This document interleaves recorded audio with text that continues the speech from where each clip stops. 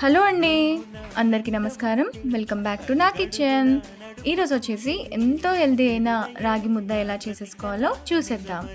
బియ్యాన్ని బాగా కడిగి పొయ్యిపై పెట్టుకోవాలి.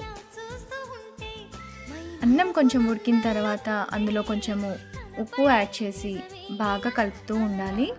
అన్నం మెత్తగా ఉడికిన తర్వాత అందులో రాగి పిండిని వేసి బాగా కలుపుతూ ఉండాలి.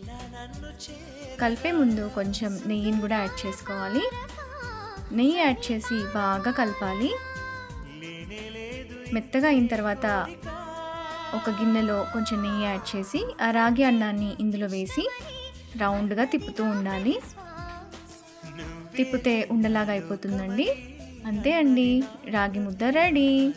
వేడివేడి రాగి ముద్దతో నాటుకోడి చికెన్ కాంబినేషన్ చాలా బాగుంటుంది.